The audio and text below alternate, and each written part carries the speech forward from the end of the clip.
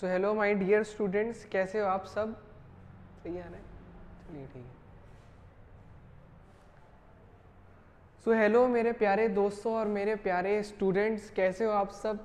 अच्छे से अपनी प्रिपरेशन कर रहे होगे सारे सब्जेक्ट में, अच्छे से अब की बार एग्ज़ाम में फोड़ने वाली बिल्कुल एटीट्यूड रखना कि हमको बिल्कुल अच्छे से क्वालिफाई करना है, हर चीज़ बिल्कुल अच्छे से लेके चलेंगे और अपने पेरेंट्स को प्राउड फील कराना है कि हाँ हमने कुछ अचीव किया है इतने स्टार्टिंग एज में। ठीक है, तो हमारी जो हिस्ट्री सीरीज की सीरीज चलती आ रही थी उसका चैप्टर 3 देख रहे थे। चैप्टर 3 का पहला पार्ट डल चुका है, उसको प्लीज़ आप जाके देख लो। अब ये इसका सेकेंड और लास्ट पार्ट है जो कि हम प्रोमिनेंट लीडर्स के बारे में पढ़ेंगे और उसके बाद अपना चैप्टर ख़त्म करेंगे, फिर अगले चैप्टर में कूद जाएंगे। ठीक है, तो देखो अब क्या है, स्वागत है आपका इस वीडियो में। देखो अब क्या है, इसमें जो आपका तीसरा चैप्टर था नेशनलिज्म, मतलब जो अपने नेशनलिस्ट लीडर वो होते हैं जो अपने नेशन, अपने लोगों के बारे में सोचते हैं। तो अर्ली नेशनलिस्ट ने कुछ अपने मेथड्स बनाए थे और कुछ उनकी मेथडोलॉजी थी, कुछ उनके अचीवमेंट्स थे, कुछ कौन लोग थे वो, ये सब, इन सब की चर्चा हम लोग ने पहली वीडियो में की है, उसको आप ज़रूर जाके देख लो। बहुत सारी बातें क्लियर भी हो जाएगी और एक कहानी की तरह चलती चली जाती है, देखते चले जाओ। तो अब उन अर्ली नेशनलिस्ट में कौन कौन से मतलब सबसे मजबूत या सबसे प्रोमिनेंट, बहुत ज़्यादा दिखने वाले कौन कौन से लीडर थे, आज उनकी थोड़ी सी बायोग्राफी और उनके अचीवमेंट्स और उन्होंने क्या क्या परफॉर्म किया उन सब के बारे में देखेंगे। बहुत लंबी वीडियो नहीं होगी, ये बहुत शॉर्ट में है। ठीक है, तो देखो सबसे पहला क्या है आपका प्रोमिनेंट लीडर। अर्ली नेशनलिस्ट वाले ग्रुप में कौन कौन से प्रोमिनेंट लीडर थे, उसके अंदर पहले थे हमारे दादा भाई नौरोजी। दादा भाई नौरोजी बहुत ही पढ़े लिखे इंसान थे, ये मैथमेटिक्स के प्रोफेसर थे और ये इंग्लैंड होके आ चुके थे। तो जब वो इंग्लैंड होके आए और उन्होंने जब देखा ब्रिटिशर क्या मतलब इंडियंस के ऊपर अत्याचार करें, तो उनको ये देखने बहुत ख़राब लगा। वो इंग्लैंड जब गए थे यहाँ से प्रोफेसरी करके अपनी, तो इंग्लैंड में जाके उन्होंने ब्रिटिश की पब्लिक को, जो बाहर के अंग्रेज लोग थे उनको दादा भाई नौरोजी ने बताया कि देखो ऐसा ऐसा इंडिया में ये लोग काम कर रहे हैं, आपकी क्या क्या राय है, आप क्यों नहीं अपनी गवर्नमेंट को अर्ज करते हो कि इनको ठीक करो, आप क्यों ऐसे आप फालतू के साथ आप लॉज ला देते हो, क्यों उनके ऊपर अत्याचार कर रहे हो उस तरीके से। तो एक तो ये इंडिया के अनऑफिशियल एम्बेसडर थे, मतलब अनऑथराइज्ड एम्बेसडर, मतलब इनको कोई वो नहीं दिया गया था कि आप स्पेसिफिकली खुद जाके ये काम संभालो। वो अपनी मर्जी से थे, लोगों की भलाई चाहते थे और इसी को काम लेके आगे बढ़ते चले जा रहे थे। देखो 3 फेज थे, एक नेशनलिस्ट फेज, दूसरा असर्टिव फेज और तीसरा था गांधीयन एरा।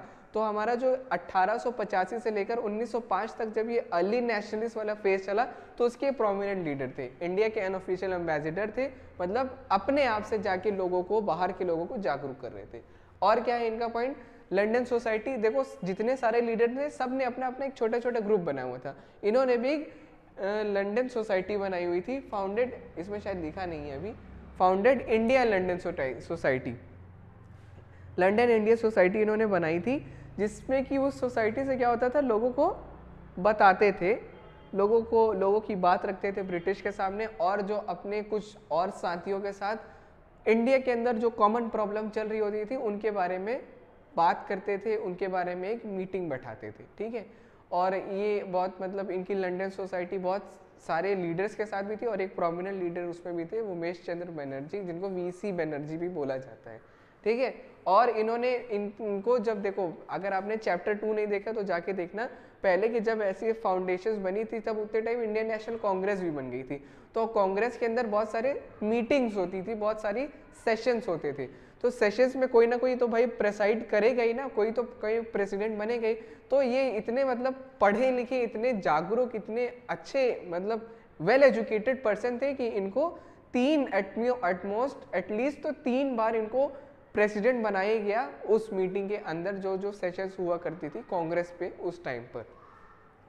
इन्होंने बहुत सारे मतलब जब ये इंग्लैंड में थे तो इन्होंने बहुत सारे आर्टिकल्स भी उसमें वो किए, मतलब लोगों को मैगजीन्स में आर्टिकल्स के रूप में कुछ कुछ चीज़ें बताते थे। इन्होंने बहुत फेमस एक आर्टिकल है ड्रेन थ्योरी और un British rule in India, मतलब उल्टे सीधे जो काम ब्रिटिश कर रहे हैं इंडिया के अंदर, इन सब चीज़ों को उभारते थे और आर्टिकल के फॉर्म में, स्पीच के फॉर्म में, पिटीशन के फॉर्म में, हर चीज़ में अपना योगदान करते थे। बहुत अच्छा कैरेक्टर था इनका। ठीक है, 1885 में इनका बर्थ हुआ था और 1917 को बहुत एज होने के बाद इनकी डेथ हो गई, बहुत दुख की बात थी ये। और इनको लास्ट इनका टाइटल भी था एक, इनको टाइटल बोला जाता था grand old man of India, old man of India. ये टाइटल इसलिए दिया गया था, देखो जब कोई बड़ा बूढ़ा आदमी आता है तो वो बहुत सुलझी हुई, बहुत सभ्य बातें करता है, वैसे ये भी थे। इंडिया के अंदर इनसे अच्छी बातें ज़्यादा कोई नहीं कर पाता था। अब ये देखो हमारे गोपाल कृष्ण गोखले, ये भी एक, देखो जितने भी ये नेशनलिस्ट थे, कोई ना कोई टीचर था, कोई डॉक्टर था, कोई लॉयर था, कोई इंजीनियर था, बहुत सारे सब पढ़े लिखे लोग थे, मिडिल क्लास फैमिली से उभरे हुए। तो इसमें से एक थे गोपाल कृष्ण गोखले, जो कि इंग्लिश के प्रोफेसर थे एक कॉलेज में। तो ये इंग्लैंड और साउथ अफ्रीका होके भी आ चुके थे, तो इन्होंने भी इन्हीं के जैसा, इन्हीं से कुछ इंस्पिरेशन मिली होगी शायद, तो इन्होंने भी सारे अपने मतलब आर्टिकल छपवाते थे, लोगों की पॉवर्टी इंडिया के अंदर क्या सब चल रहा है वो सब बाहर की कंट्री के लोगों को बताते थे, देखो ऐसा हो रहा है। इन्होंने काफ़ी सारी एसोसिएशन फाउंड की, देखो सर्वेंट्स ऑफ इंडिया सोसाइटी, एक सोसाइटी नहीं होती, समाज बनाई जाती है ताकि लोगों को, दूसरे लोगों को अपने लोगों की बातें बताया जा सके, ठीक है।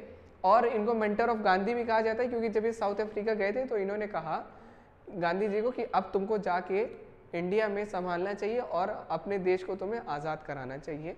ये इनका बहुत अच्छा, मतलब गांधी जी ने खुद कहा था कि ये मेरे मेंटर हैं, ठीक है। इनका भी हो गया पार्ट 1866 से लेकर 1915 तक, बहुत मतलब छोटे पीरियड में इन्होंने अच्छे काम कर डाले थे, काम्स बोल रहा हूँ, बहुत अच्छे काम कर डाले थे, जिससे लोगों के अंदर मतलब अब एक इंजन तो बन ही गया था। वो इन लोगों ने, अर्ली नेशनलिस्ट ने एक इंडिपेंडेंस का इंजन चला दिया था, अब उसको बस चलाते रहने की जिम्मेदारी आगे के लोगों की थी। अब देखो थर्ड वाले हमारे प्रोमिनेंट लीडर है सुरेंद्र नाथ बनर्जी, जो कि जिनकी बर्थ हुई थी 1848 में और इनकी डेथ हुई थी 1925 में।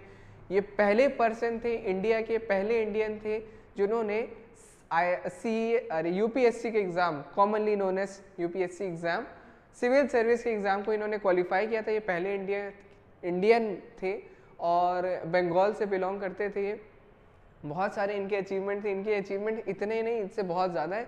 इनको देखो, इनका टाइटल था, इनको तो मेंटर ऑफ गांधी बोला जाता था, इनको grand old man of India बोला जाता था, इन्हें बोला जाता था फादर ऑफ इंडियन नेशनलिज्म।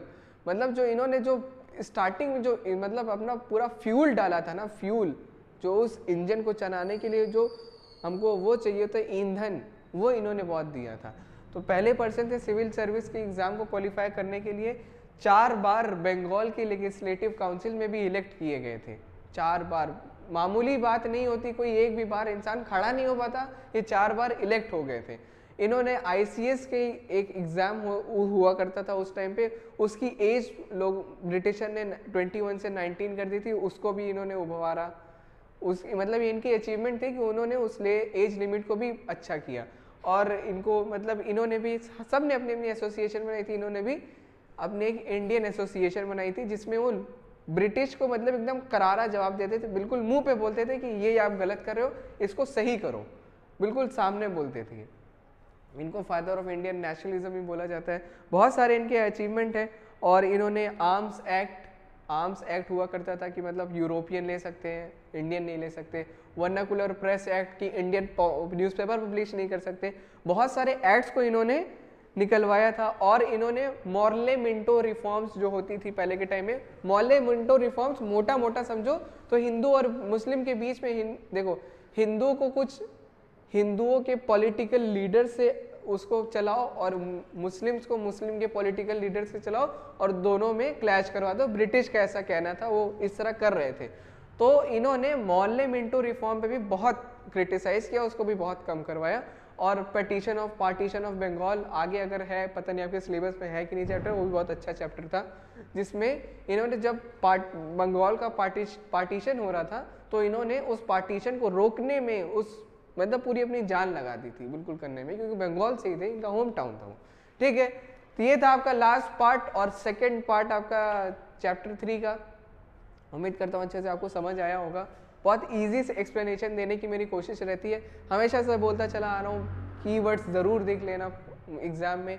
और फिक्र मत करो, जब ये सारी सीरीज़ कंप्लीट हो जाएगी तो आपको टिप्स भी दूंगा कहाँ कहाँ क्या करना है। ठीक है, तो मिलते हैं हम नेक्स्ट वीडियो में नए चैप्टर के साथ।